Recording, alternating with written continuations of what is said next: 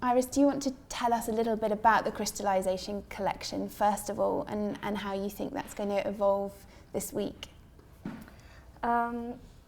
Well, crystallization for me was all about water and its different structures. I mean, water can be really organic, but really structured as well, if it becomes crystallized. And I've always had a fascination for water. I don't know exactly where it comes from, but I grew up near the river, and I still have my studio near the water, so there is something that keeps me inspired by it. And then there's also the thing that we are merely water ourselves as well, which is a strange idea, I think.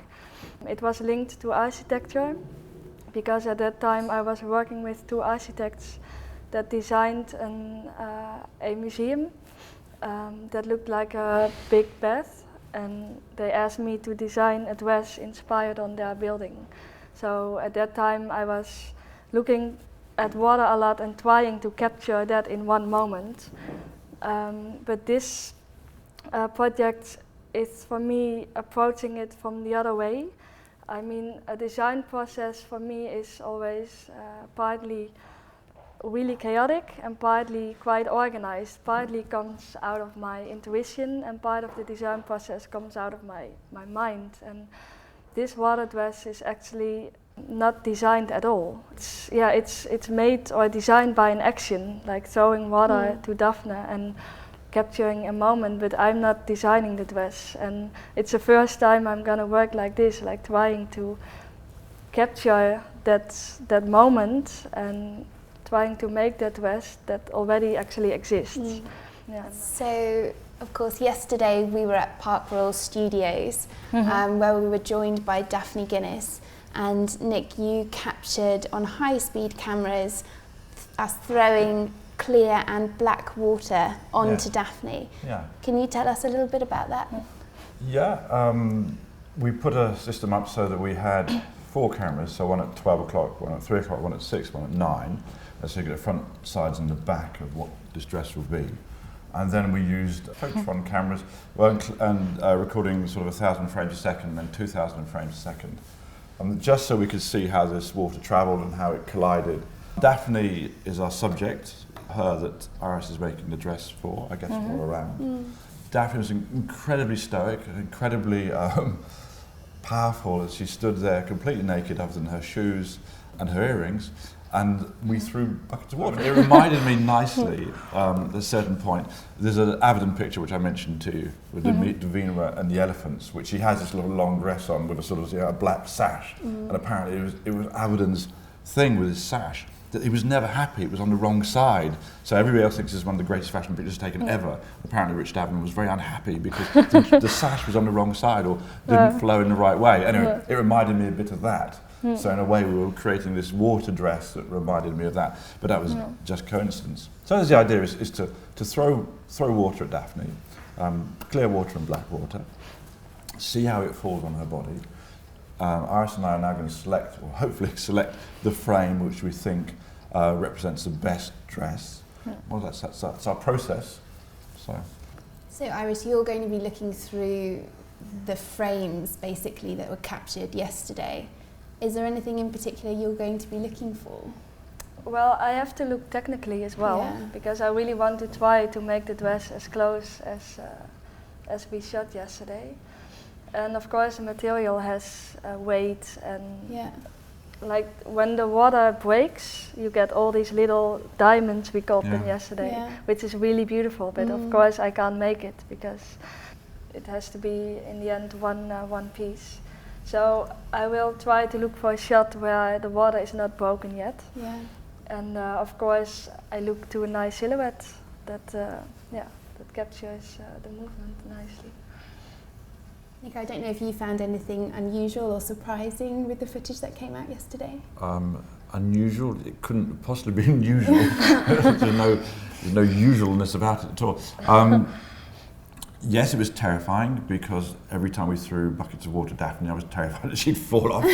So that was quite worrying. Yeah, she was standing on a height. So she has her Noritaka shoes, which are so high and they have no heel, and she's balancing on that. Well, two fully grown men are throwing water at her, so there's a certain amount of force hitting her. Yeah. But the weird thing is she's so kind of, it's not, I don't know if stoic's the right word. Statuesque. Yes, really. she just kind of sailed through it.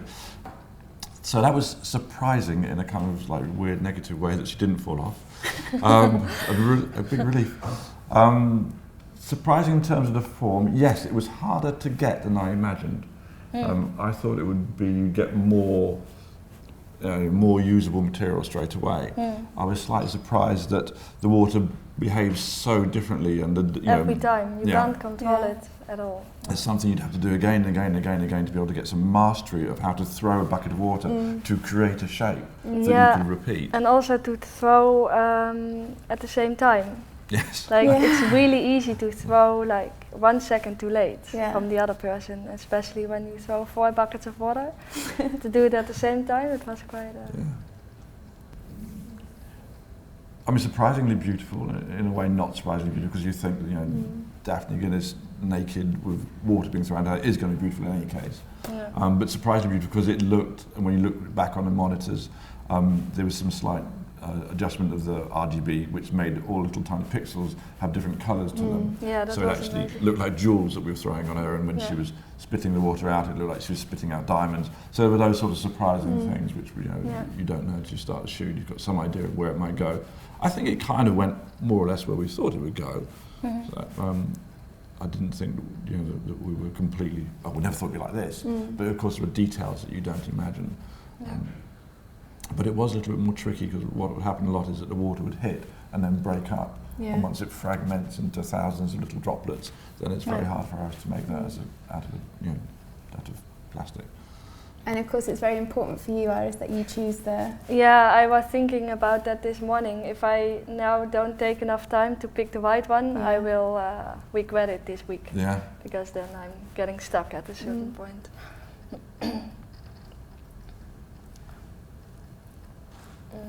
And how pure are you going to be to how?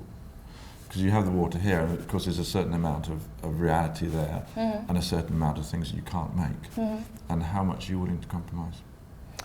I don't like compromising that much. I didn't think you did, actually. But it depends on the footage that we have. If I can find something that I can make, I'm gonna go into detail. I'm gonna try to make every drop. But if there is not something here that I can make, then I'm gonna make an interpretation of it. But I have the feeling we have captured the dress, so we just have to find it. Yeah. I thought what was interesting, we were watching back through a film yesterday, is that the dress changed stylistically. So it became a little cocktail dress, and then all of a sudden it was like a long even dress. So the dress changed style, period, shape. As water travelled across it, it became different fashionable, different sort of fashion moments. So I thought it was kind of interesting. Yeah, and it's really a matter of 1/10 of a second that it already changes. That's quite amazing. Iris, will you tell us a little bit about colouring the water black as well? You were saying it was very solid at some points and more translucent at others, and which you preferred? It depends on how much black you add, but I think the nicest parts for me are when parts of the black water are really black and part of the black is a bit translucent, and especially when the white and the black hits each other. We put some oil into the black that they merge nicer together. And but it's pure coincidence. It's not controllable at all. No. But it's nice because the black becomes really a shape in the picture. Visually it stays fluid when you look at it, and the black really becomes a shape. So I think I can really play with that while making the dress. Are you somebody who's influenced very much by numbers? Are you somebody who's influenced by numbers? Not really, I think. Right. Are you? Yeah, I don't know yet. I was always a sort of Is shop 13 13. bad luck for you? No, not really. No? Sometimes it does. But there are those people who, I think I am one of them, that find numbers within the context of what we do in life and important. Third time you do something, or 23 is a number that comes up a lot. Yeah, no, that I agree. So there does seem to be a numerology And I tend to find that I like certain, I tend to prefer balance and imbalance. So I tend to sort of work in, if I do something, I want it sort of numerologically complete, if you want. So I do an edition of Prince, an edition of 10. That's and I nice. would do an edition of 11 or 15 or even 13. So I tend to work in those sort of numbers. Yeah. Safe numbers. Yeah. Yeah, no, I'm not so conscious about that. I think it's all those sort of little things you get sort of, what we talked about earlier on is how trying to understand one's own process. Yeah. So you get little clues into it. Yeah. So over time becomes sort of repetitive. You think, oh yes, that's always Yeah. my lucky number. Or Yeah. whatever it is. Yeah. I still have to find those, I think. It's one of the things that I'm always surprised. I don't know why I'm surprised because I've known Daphne for some years now. But how strong she is. Yeah. Yeah, she pushes herself through some David LaChapelle shoots she does on the edges of volcanoes and things. Yeah. But I mean, she pushes herself physically through things with such kind of absolute sort of determination. Yeah. Whereas when you meet her, you think she's had quite a fragileness to her as well. Shouldn't talk about Daphne as if she's not here. But there's that kind of funny mix. She's a very strong, powerful woman, and actually on the outside of it, she's very delicate and sensitive, and That's a beautiful combination. yeah, it's extraordinary. Yeah. How important is the wearability to you in your kind of selecting? In this selecting?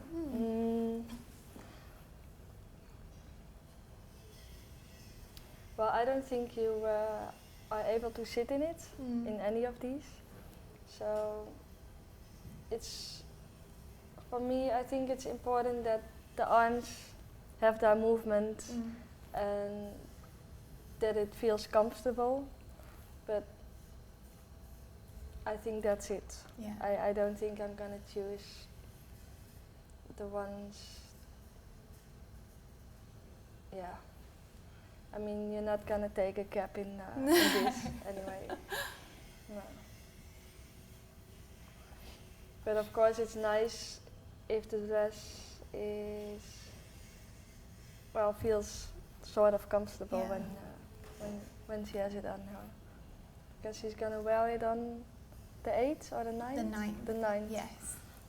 I don't want to give her a bad day. So no. So on the 9th, Daphne will be wearing the completed dress and Nick will be shooting. Yeah, I'm really 9th excited. of April. really? Next week. Next week, you say? It's in your diary. Good. What did you know? I thought it was the Met Ball. Could that be a thing?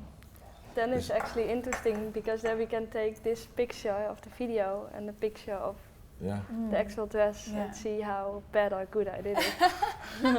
I thought you meant when you said she was wearing it outside for a function. Oh no. Because there's different parts of a dress. There's a bit that we create in the studio, we make here. And of course, there's the idea that when you go out in the street, or you go to some sort of function, whether it's a Met Ball or whether it's a restaurant or opera or whatever it is, that you become a sort of persona that people see, and they're trying to understand it in that way. It's sort of interesting. I did a project with a Spanish girl called Ray Nadal. She's a young fashion student, or was a student then, she's not now. And we sent her clothes to wear. So we send her couture clothes, and she'd have them for a day. Yeah. So she had a Valentino couture for one day, and et cetera, et cetera, et cetera. Atsuto Kudo and different people. And the interesting thing is, of course, then we encouraged her to go out in these clothes. Yeah. So for everybody, she was living in Barcelona at the time. If she steps outside dressed completely in Valentino couture, all of a sudden you have this vision that interacts with the city. Yeah. Because of course people driving by would look at and see this woman dressed incredibly beautifully in Valentino couture, and for that person driving home or driving to work, all of a sudden they've got a story being told in front of them that they've got no idea. But I could imagine driving through London and seeing Daphne in this dress. And you'd start to ask yourself so many questions. I quite like that sort of, kind of quite brutal in sort of introducing these visions into people's lives. So that all of a sudden you kind of get this sort of set of questions and set of stories that aren't resolved. You have to finish yourself. So the public persona of this dress is interesting too. So I don't know what public events Daphne's going to. I just like the idea that, you know, that we create images in a way for the catwalk and for, but when they're really worn, when the dresses are really worn, you have these visions, and they're incredibly beautiful visions. And there aren't that many people in the world who wear, you know, clothes that are that extraordinary, whether it is, you know, Galliano, or whether it's yourself, or whether it's Valentino, whoever it is. You know, there are only a few people in the world that actually will dress and go out there. But when they do, it's like a walking film. There's so many dialogues being proposed by somebody. I really admire Daphne also for that she really tells a story with her selection of pieces that she actually wears. And I think that's really beautiful. I mean, there is that space now, which is sort of a different vehicle to articulate fashion through, which is a sort of, you know, the person wearing it, you know, like Isabella Blow, if you want, Diana Vreeland. You know, it's that sort of person, you know, with Daphne and there are other people obviously who like that. You know, who you see these people around, and they are this sort of walking fashion narrative, if you want. Yeah, I think they are a big inspiration for a lot of people. But it is a real, it's a recognised space now, partly because of the internet and the ability for everybody to do Instagram or to you know, tweet it or to, you know, do Vine or whatever, to show it in a sort of global way. You know, it becomes a very realistic proposition for a fashion designer and for the whole way of articulating fashion. I mean, it's what Lady Gaga did a lot. She'd walk from a hotel front door to her waiting, you know, car outside, and in that space of 20 feet, you know, it's a catwalk. And whoever she's wearing is catapulted really nice. Into kind of, you know, into you know, all the pages of the magazines and all the internet and all the Tumblrs and everything else. So it's a kind of, it's a real space. And that volume of people that image gets through to. So when Gaga or Daphne goes out and they wear a piece of clothing, you know, there's millions of people see that. Which then makes you think, okay, so that's where the fashion is being articulated. It's not being articulated through the magazine and the still image anymore. It's being articulated in this way. I mean, it's different now because there are different spaces and different purposes. But it is a kind of, it is an interesting thing at that moment, whether that becomes our new, you know, the fashion magazine has a little bit of it has to work out why it exists anymore. If you have something like this, where you have Daphne Guinness walking out in your dress, and that gets to every newspaper and every Tumblr and every blog and everything else, it's a huge amount of people to talk to. And you know, whether that's actually a sort of more viable way of articulating your fashion or anybody else's fashion through that moment, it changes how things are. Anyway, sorry, digressing again. No, it also makes me questioning, like, people, I have the feeling people want to see more and more moving images. I'm also curious in that sense about the future of photography, how that will be. I mean, it can become even more important, or it can just loses its attraction to people. Iris, it's a thing that I've been thinking about for you know, 10, 15 years now, as the role of photography, as much as it's something I've trained to do and spent my life doing.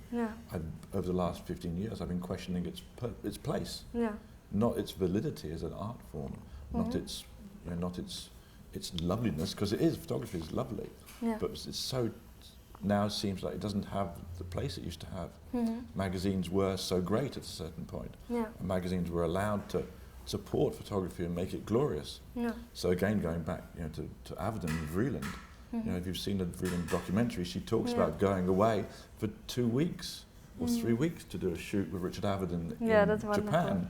And you think, no magazine would support that. And now a magazine says, well, you have half a day in Park Royal, you know, 10 images and a cover. You know, it's not surprising if they underinvest in image making to that degree. It's not surprising that, you know, the magazines, and you know, they're only really there to show fashion photography. So fashion magazines, that's their role. If they don't choose to invest in it. Some weird stuff is happening on the screen as we speak. Oh. This might be a Jeffrey moment or a Niamh moment. But when you want to see a dress, do you have a preference for seeing it on a photo or on video? I'm more excited by seeing it as a video now. Yeah, because then I see your dress that you create with the idea that it'll move or it'll be in movement. Then I see it more closely to how you saw it. So in a way, that's more exciting to me than seeing a sort of almost it's not a compromise of your vision, but it doesn't feel it's as close as to. If I'm trying to show the dress in the closest way to the way the designer first had it in their heart, then it should be in movement. So that's where I'm going. But on the other side, it's also nice that a photographer can actually put his vision on the dress that somebody creates, and I have the feeling that's more possible with photos sometimes than with videos. I think it's because the medium of fashion film, which is what we're talking about, is so in its infancy. And if you take that back to a similar point where fashion photography was being invented, so 10 years after the point where Condé Nast said, okay, no more fashion illustration, it's fashion photography. You only, at that point, you only had two fashion photographers. One was Baron Adolphe de Meyer, and the other one was Edward Steichen. And they were the only two photographers creating fashion photography. Fashion photography didn't really become the recognizable art form we know it as today until the 1960s. Wow, that's quite late. So you go through a lot of transitions and a lot of different ways of trying to make this art form happen.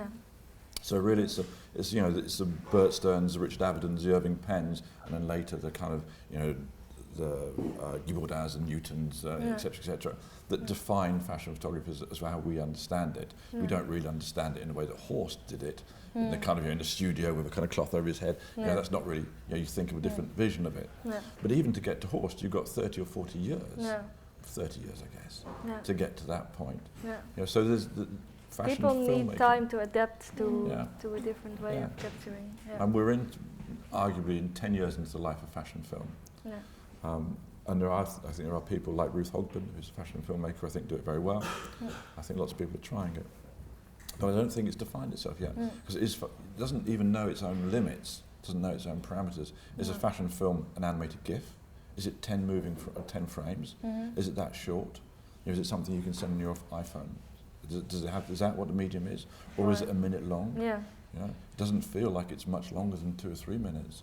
But then again, if you look at some of the films that Ruth Hogben did for Gareth Pugh, they're 9 minutes and 12 minutes, and they maintain their interest. Gareth did a lot of his collections by fashion film to begin with, also at a certain period. And those films that Ruth created with him maintain an interest, a sort of excitement for 9 minutes or 12 minutes, which is quite tricky. It's a short film. Yeah, because people get shorter and shorter in their moments of attention.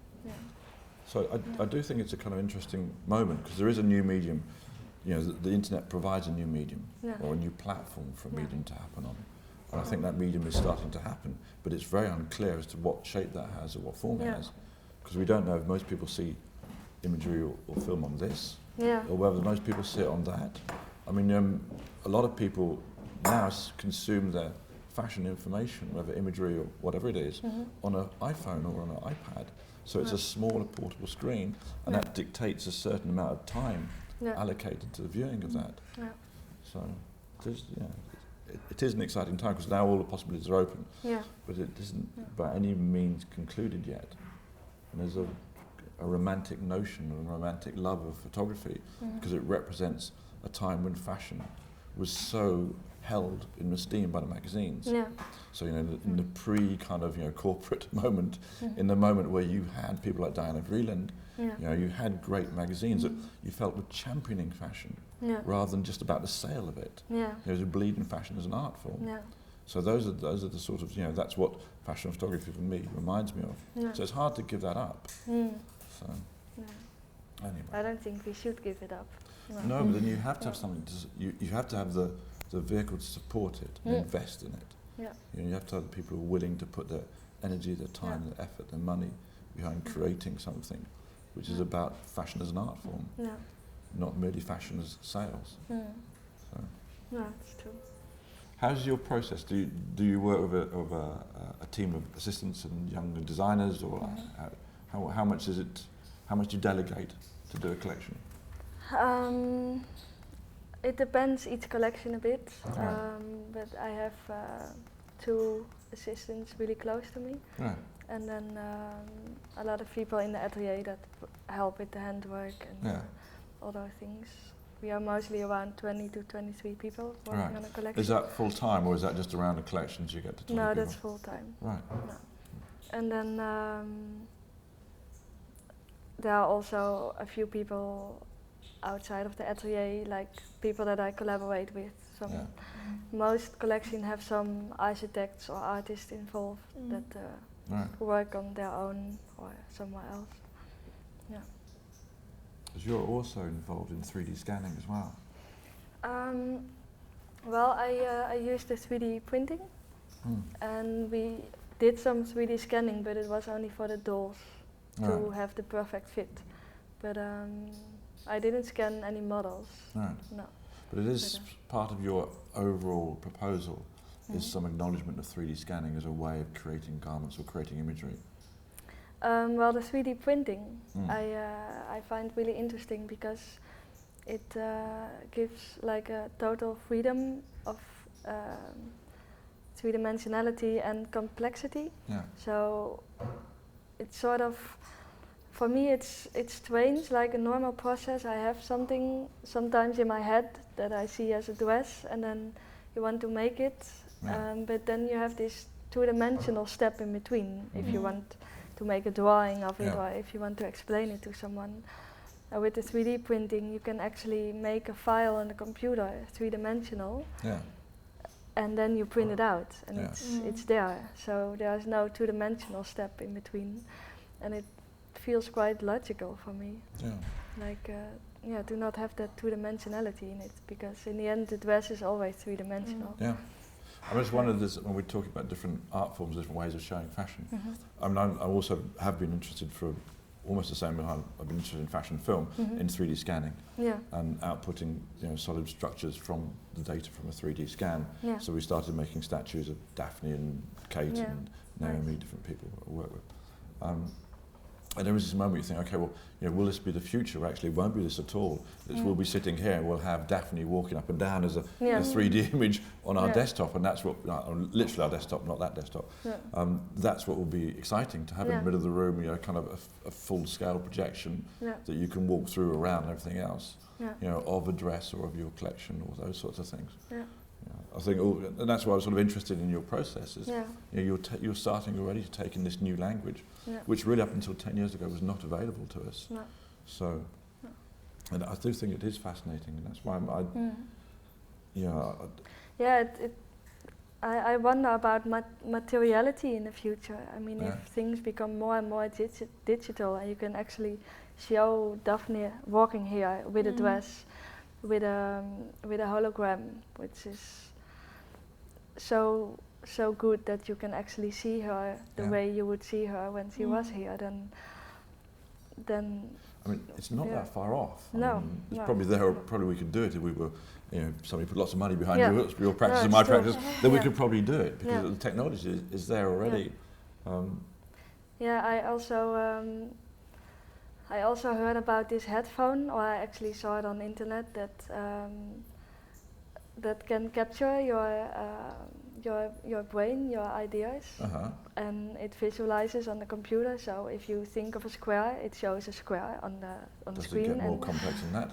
And you can actually change it. So the computer, you have to sort of educate it to your brain. I mean, if you work with it long enough, it can actually visualize your brain. So that made me think, well, if I think strong enough of a dress, and that headphone is connected to a hologram, I don't even have to make the dress anymore. You can just have a catwalk showing what I'm thinking at that moment. Yeah, then you have to really control what you're thinking. And none of those kind of thoughts should come in.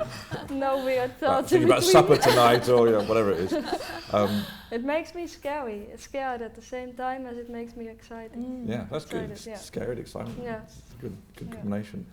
Well, I wonder, if you're thinking of a square, it's a square. But if you're thinking of love, how does it represent that? I think that's the next step. I mean, now it's quite primitive. It can think in forms or in colors, but I don't think in something that abstract as love, because can't be that far off. No, it will maybe come there at some point. Yeah, that's crazy. Yeah. Well, we're racing through the kind of when you think about clothing, how much clothing is created to change how you are, even if it's perception, rather than physically, and how much is created to sort of show how you are. So, for instance, if I have a suit made, you know, I have a suit. The shoulders in the suit are to make my shoulders look bigger. Yeah. So that, you know, they do that theoretically. Mm. But I mean, that's the idea of how suit making is. You don't try and model the body in it. So I've got a tall, thin body. My suits aren't made to make me look tall and thin. No. They're made to make a certain shape that the suit designers thinks is attractive. Yeah. So I wonder, you know, there's a sort of how much it divides when you're thinking about clothes, because the clothes that you make, am I right in thinking that they have their own? You're not making clothes to present people's bodies, are you? Partly. Right. I do feel when well, most of the dresses, of course, they all have their own story, but they are really inspired by the body. I never have a person in my mind when I design, but I always have the body and its movement. Right. I'm always also really inspired by dance and the movement of the body, and that's always a starting point when I create. But it's using it, it's taking elements from it, but it's also changing it. It's playing with it. So I do take the silhouette of the body, but I not always follow it. Right. No, but I use it. Yeah. Because, for instance, I worked a lot with John Galliano when he was at Dior, and a lot of things, for instance, he was doing a lot of the corseting. Yeah. So obviously a desire to impose a certain shape physically on a woman's body. And then there was the Maasai collars he did, which really pushed the neck and made it, you know, to wear one of those collars. The women who wore them had he would impose a way of standing on them and an allure on them, if you want. So they'd have to have their chins up. You know, there was no slouching going on. Whereas somebody like Armani, I mean, his whole thing was created about, you know, the wearability of it, that you could slouch in his clothes. That the clothes. And I just wonder where you see your own practice fitting into those two different extremes. I mean, it doesn't. Sorry, it doesn't have to fit into those two extremes. It can be complete its own thing. So. It's a little bit of both, I think. I'm not trying to change the way a woman is standing, but I do like to change certain silhouettes. Right. Yeah, so I think it's a bit of both. Yeah. Yeah. But I also feel that I'm still. It's strange because I worked on my collections, I think, for almost 4 or 5 years now. Yeah. But every day I almost have the feeling that I start again. I don't have the feeling that I have defined my goal or even my work yet. So. And do you create? I mean, we should actually get on with this, really, because I'm not sure I'm going to get into trouble, and you're going to get in trouble. We don't do more. I don't have a dress like this in the end. 7 days of chatting. Interesting. I was just wondering, really, sort of, you know, whether you see what you do as do you have I think you said you don't have a woman in mind. So does that mean that you have so when you're creating dresses, it's to be seen on who? I can think of that when the dress is finished. Right. I mean, there are many women that inspire me. Yeah. But when I actually in the design process, it's a bit like what I said before. I'm not always conscious about the here and the now. Yeah. Sometimes I float somewhere, and I don't think of a woman because that's here and now. But when a dress or a garment is finished, then I can imagine a woman that I know in it. But that's after. That's not before. Right. Yeah. But this is a slightly different proposal for you. Then. I mean, in many ways, because you I start very much for Daphne. For Daphne, Right. Yeah, that's different. Yeah. So we're back here at SHOWstudio where we're joined by Iris van Herpen. We have been taking questions from our viewers. We're going to put a few of those to you now, Iris. So the first one is from Molly, and she says simply, why use water? In my work, I try to find new ways of creating an end result, but also trying to create new ways of actually making or having going through the process of creating something. I've always been fascinated by water because I grew up next to it, and I still have a studio near the water, so it's always changing shape and color and reflection, and it's something really beautiful and uncontrollable. So I thought it would be really interesting to let something uncontrollable like that control my design process. So normally I have to think of something and then I create it, but now we have actually the acting, or like the action creating my process, and that's something quite interesting for me. And it's very organic. Do you find organic material more inspirational than other things, or? Well, it makes me wonder about the future of materiality. I mean, we are still wearing fabrics, wools and silks and everything, but I really wonder if that's it's something we will still do in the future. Like I can imagine that we lose certain materiality in this function. Yeah. And so water allows you to explore that. Well, it triggers my imagination about the future. I don't think we will ever dress with water, but it does trigger my imagination. Yeah. What else can you wear? Like, could it be smoke, like Nick said, or could it be water, or could it be, I don't know, could it even be projection or something? Maybe something we can't even imagine today. Yeah. That's great. We have another question. It says, Iris, your work is futuristic, yet it goes back to nature and material, and it almost becomes this dual force between nature and industrialism. Do you think about these things when you create, or is it about creating something visually beautiful and spiritual? My inspiration goes from quite opposites. I can really get inspired by technology like 3D printing or something more futuristic, but in the end, nature is one of the most fascinating things because everything exists. What you can imagine. And for some people, like technology or nature are things really far away from each other, but I do think in the end they are quite close together. Yeah. And I think the more we develop technology, the closer it will come to nature again. Yeah. So. Yeah, I think in the end everything is a circle, and it's also my inspiration source. Like, that constant circle of everything. Yeah. It's also interesting, I think, that a lot of the really great technologic developments are inspired by nature. I saw this new camera that makes you zoom after you take the picture, so you can zoom, not zoom, but focus after you take the picture, and the lens is actually made from the same, has the same kind of construction as bees have. Oh wow! It's kind of it copied that. Actually, it copied nature's technology, and so it's not new at all.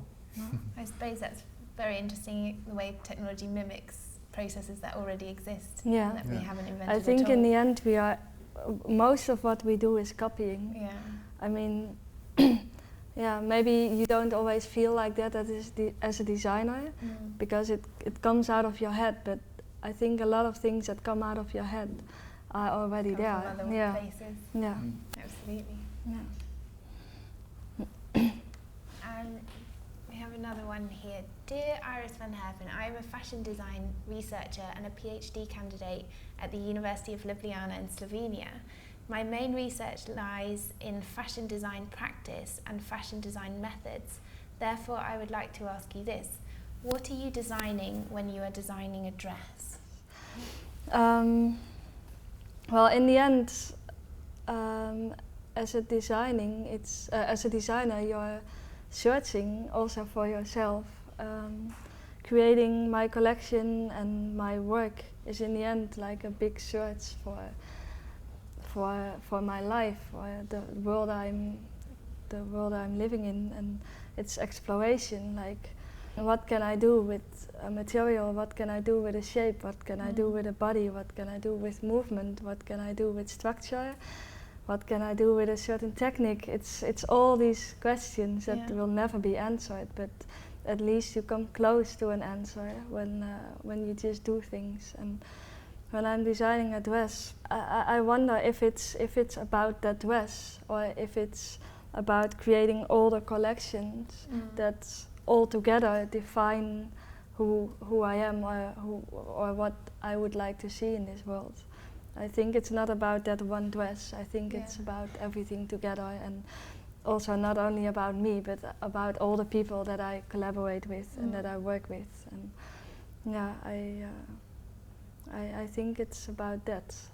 Yeah. And within a collection, would your dresses have relationships between one another? They do, yeah. Yeah, I think a collection really represents me at that time, like what I find interesting and what people I work with, and they influence me quite a lot. And what books I've read or what movies I've seen, they really show the time I'm in at that moment, and so they really connect to each other. Last question. I love Iris's pieces, and I can see them in a sci-fi film. Would Iris ever consider designing pieces for science fiction movies? I do like creating other worlds, so I can imagine, but it depends, of course, what the science fiction movie tries to tell and tries to show. I think there are quite some different levels in that genre, so it would depend on the maker and the movie, but I can imagine. And is it something you're interested in, science fiction, or? Well, I think I'm interested by everything a little bit, but I don't watch them myself that much. No, but I can imagine. Don't rule it out. Sorry? What? You can't rule it out. Sorry, what? You might do one day. Yeah, it could be. Yeah. So Iris, I'll let you get started. Thank you to everyone who's posted a question, and of course you can post them throughout the day today and in the coming week. So good luck, Iris. Thanks so much. So we're here at SHOWstudio live again today with Iris van Herpen. We're working on a 7-day live broadcast where Iris is creating a new water dress. So we've had quite a few questions coming from our viewers. So I'm going to ask you a few of those now. Iris, the first one's for you. They're asking, what material is it that you're using to construct the dress, and how do you feel about the contrast of using a hard material to recreate something that's quite fluid? Well, I have to use something hard to be able to create a still of something really organic. So I'm actually trying to capture that very tenth of a second here. Yeah, and the nice thing of this material is that while it's warm, it's super fluid, so I can do everything with it. And then it stays in its form, so for me it's ideal to work with. And while making the original dress, I tried out, I think, maybe 10 or 15 different plastics.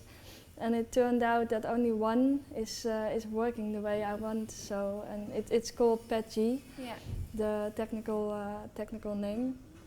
And we found out it doesn't exist in transparent black. So it changed the way of working a bit. But I'm gonna make the dress totally transparent in the PETG, and then I'm gonna work with an artist with airbrush later on. To colour it? Yeah, to colour it. Yeah. Great. And also, how does it feel to be working in a traditional and historical fashion environment like haute couture with high-tech methods? Have you ever encountered any difficulties within the industry for being so radically different? I guess some people like it, some people don't, but I feel that the haute couture environment, they invited me to show there. And I feel that they are also really open for new ways of seeing haute couture, because in the end it's just a passion for making clothes. That's the very basic of haute couture, like spending all your time and energy in a garment, and that's what I do. I do it in different ways, but there's quite some old craft in it as well. So the combination works well, and I think it makes the couture more modern. Yeah. And someone else has asked, how do you feel about revealing your craft? Would you be afraid of other people copying you, or are you quite happy to show the way that you work? I think it's nice to show people how you work, because it gives them a bit of an insight in what I do. Because what I said yesterday as well, it's creating my work is all about the process as well. It's not only about the end result, and therefore it's nice if people see actually the process as well. And it will be difficult to show all the processes, because some are, some you just don't want to share, but I feel it's nice to share, and copying will always be there. I mean, I'm not gonna worry about that, no. It seems like process is actually quite important to you as well, not just the end product, but also how you get there. So it's nice for people to be able to join that process a little bit. Yeah. And then someone else has asked, what's it like to work with Daphne? Oh, it was quite amazing. Yeah. I've never met her in real life, only through email and those things. But I find it hard to describe her, but she has something really special with her, and I admired what she did that day, because it was quite hard on the high heels on this platform with all the water, being naked. It was all together, and she just did it.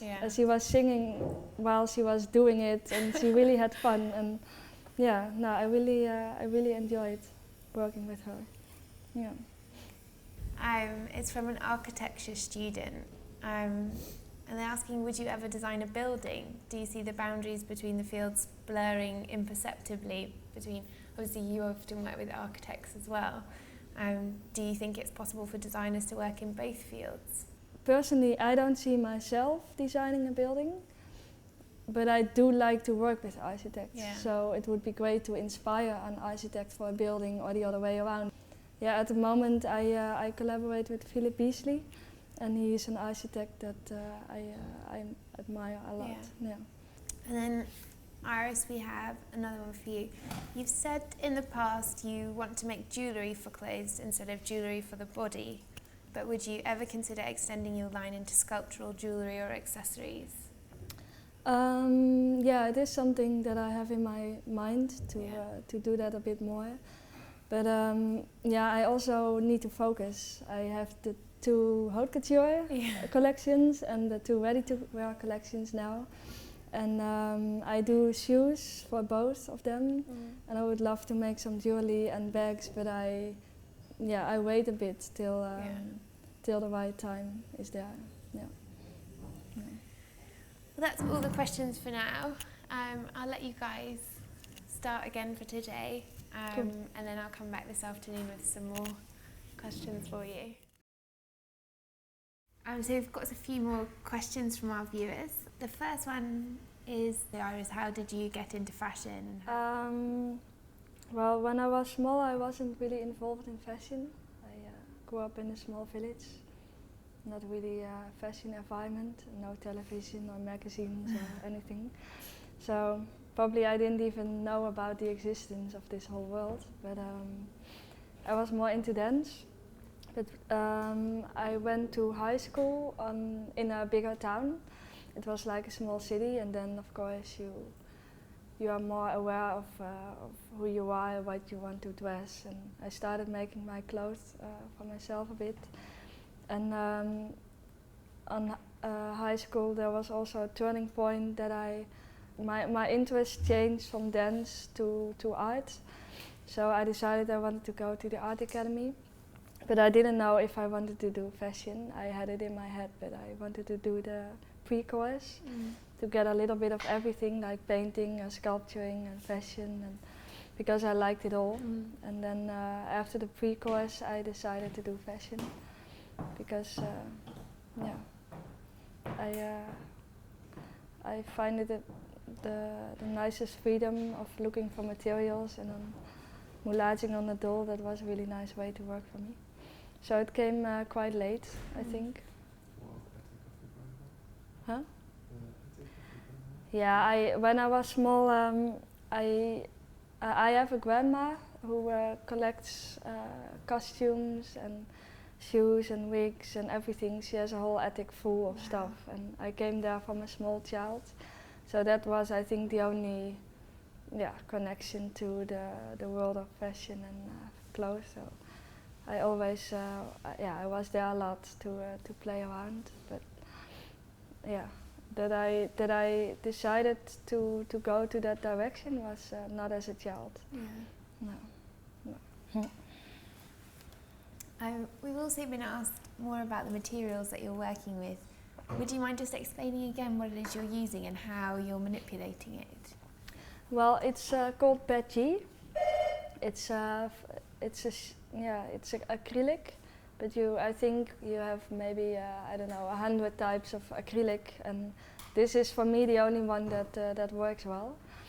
And it's actually quite simple. I heat it up. It takes a bit of time before it's heat up, and then I start stretching it or turning it. And I think the most difficult part about this is finding the right proportions that it will hold, finding the good balance of weight, all those things. And also in a lot of designs there's repetition.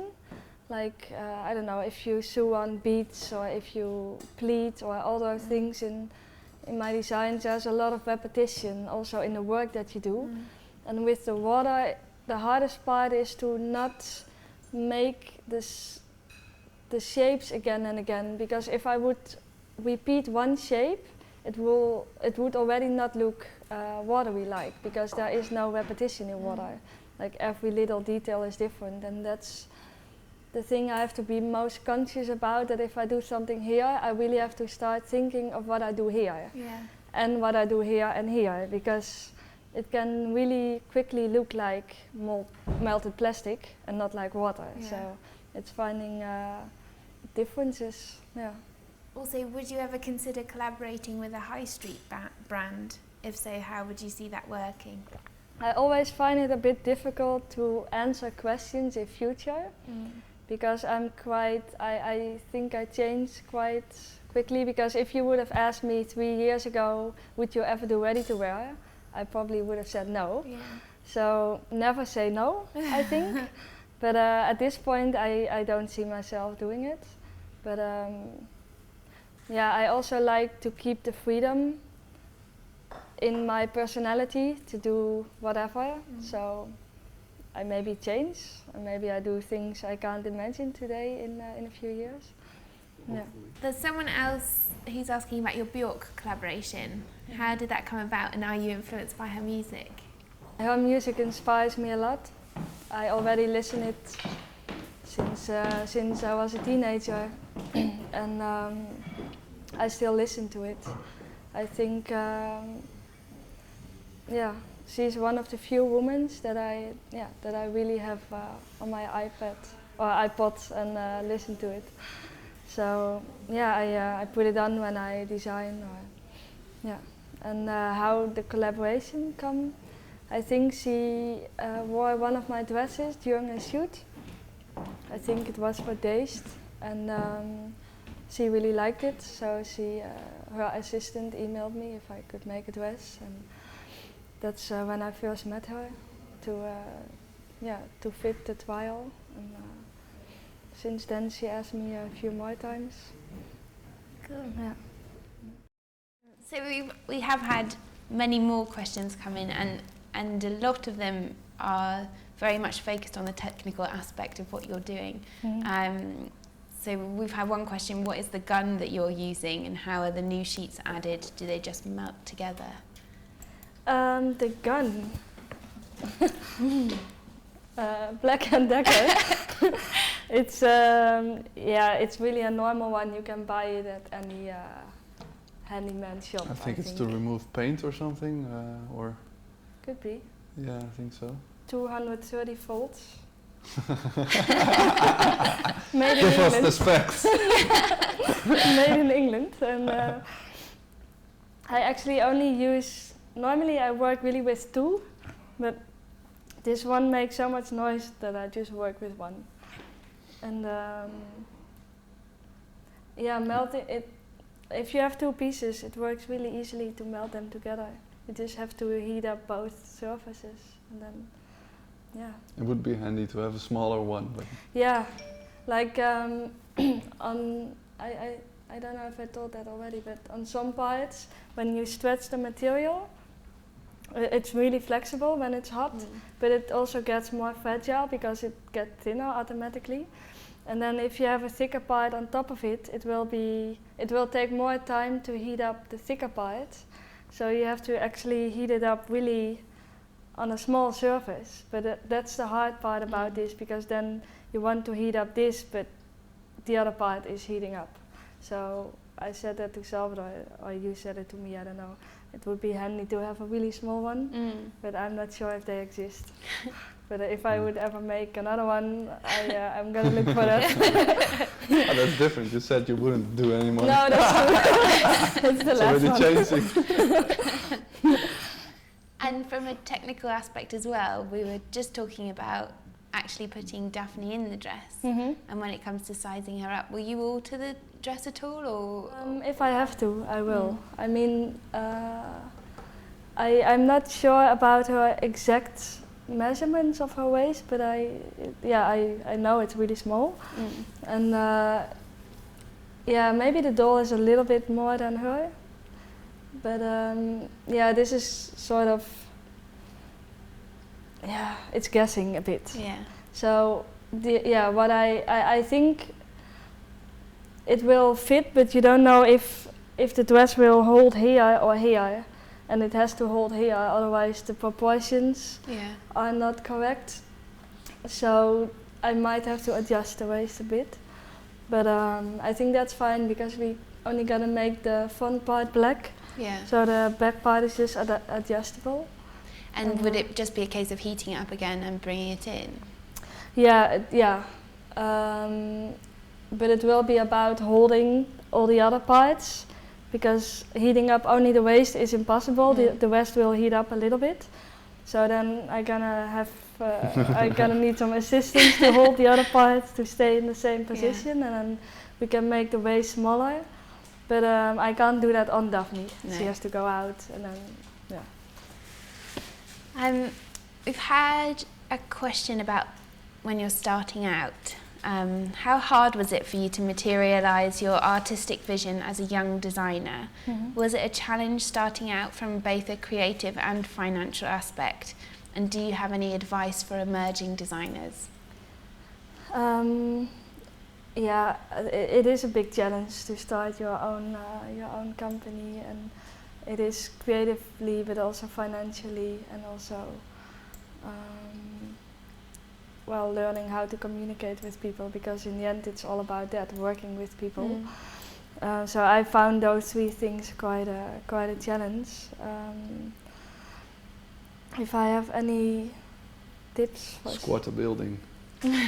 Yeah, well, when I was starting, I lived anti-squat. I don't know if it's a general thing, but in Holland you can rent places really cheap. Like it's called anti-squat. Gives you a lot more space for less money. It's not so secure, but like well, they can throw you out like on a short amount of time. They can say you have to leave in two weeks. But I was quite lucky because I had a really big studio, and I was there for, I don't know, 4 or 5 years. So yeah, that was lucky, but I think it's all about spending not too much money on the things that are not so important. I spend most of my money on materials and on the presentation, on the shows. And I think it's good to question a lot, like to ask advice to people around you, but in the end it's also good to be a bit stubborn. I think I have that naturally a bit. And I think that's a good thing, because I don't think there's one way to Rome. I mean, in the end you have to do it in your own way. And it's good to look around to see how people do it, but in the end it's really good to do it in your own way. And You could also look at people who do it a certain way and decide not to do it that way. Yeah, and I think it's also good to not make it too big in the beginning. Some people spend a lot of money in the beginning of the company, and yeah, I always had the simple rule that I only spend the money that I had. So selling a few pieces or doing a assignment for someone and then spending that again into my own work, and take small steps. I think that's really important because creatively you also have to grow, and that needs time. You really need to take some time to get somewhere, and you shouldn't do everything too fast and too big and because it can give a lot of pressure, I think. Okay, another question. Iris, how do you feel about pattern and how does it affect your work? Patterns for me are quite a practical thing. I mean, you have to construct the dress, but it's not the first thing that I think about when I design. No. Do you think silhouette's more important? Well, the pattern creates the silhouette mostly. So it is really important. If you don't have the pattern, you don't have a dress. I mean, every dress or garment I make, except for this one, I think, and the 3D prints have a pattern. I wonder if how a pattern of this dress would look. Do you have any failed or unfulfilled projects that you'd like to return to? How do you feel about failure? Is it part of the process? I think so. I mean, when I start with something, it's a lot of experimenting, and I think even most of it doesn't work out. And sometimes it's just purely failure, but at other times it brings you to the next step, and it makes you walk or something. And I think I couldn't create if I wouldn't let myself make mistakes. It's super nice to collaborate with people, but you not always know what will be the end result, which is the nice part about it. But I had it in the past as well, that I worked with somebody that I really admire for its work, but in the end it didn't come together, and yeah, you can see it as a failure, but I think it's part of collaborating as well, and it could be nice to take one of those collaborations later in a later path to start on it again. Sometimes it's also time pressure or other things. Or just the place where you are within your work, what you're researching and what the other person is doing, and it has to fit together, and sometimes it just doesn't. No, that happened a few times. Okay, that's all our questions for now. Thank you very much. Thank you. And we'll speak again at 5 o'clock today. So the dress is looking fantastic. You've taken it off the doll now and hung it up. Can you tell us a little bit about why you do that and what you're doing now? The parts at the waist where it will lean on the body, they were too close to the doll, so I couldn't get to there. But that's why I hang it up, and I had Salvador to help me to heat up the last little parts. So I only have to do one little part somewhere there, somewhere here. But it's really scary because this shape really easily changes if I heat up that part. But I'm gonna do it. I have to. Yeah. And then you'll basically have completed the structure. Yeah. Great. Yeah. And does it look how you imagined it would? Yeah, I think so. It was finding a balance between the beauty in real life and the beauty on the photo. If I would have copied it exactly, it would have been not nice in real life. So I try to find that balance between the here and the now and the capturing. So Yeah. And so tomorrow we're going to be joined by Darren Horton, who is an airspray artist who will colour in the parts of the dress that are black. Yeah. Will you just talk us through how you'll kind of determine where he should spray and not spray and all of that? Well, I'm gonna ask him to spray the front, but I think also what you can see now is that parts from the back you see through the front, so it would be a shame to make it all black, like it is on the picture, because I think you just lose the depth and the movement of the material. So what I would like is that most of this part would be transparent black, and then all the edges where the drips fall off, that they become real black. And I think we're just gonna have to try a part and see if that works. Yeah, great. Have you had a favourite collection, and does each collection relate to the last? If I have a favourite collection, it's mostly the last one. So at this moment it's the last the collection Voltage. Sometimes I worked on a collection, but I really felt that I didn't have enough time. So then I feel like some things has to be explored better or more, and then the next collection relates a bit to the one before. Can you recommend a book and a piece of music which gives you inspiration? Me first? One book that really inspired me directly was A Short History of Nearly Everything. I wanted to do that one.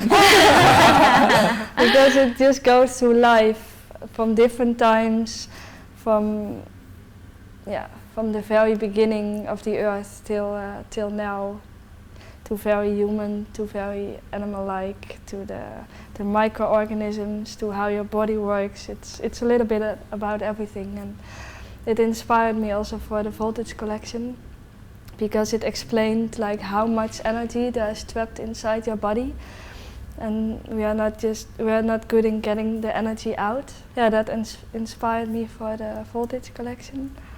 And a piece of music. It's hard to really give one piece of music. Trying to think of a piece of music that inspired me really directly, because mostly it's not inspire me directly. Show music, of course. Yeah, but that's always finished on the day of the show, so that can't inspire me directly. No, true. I'm always too late. Yeah, same as me. I'm gonna have to think about that.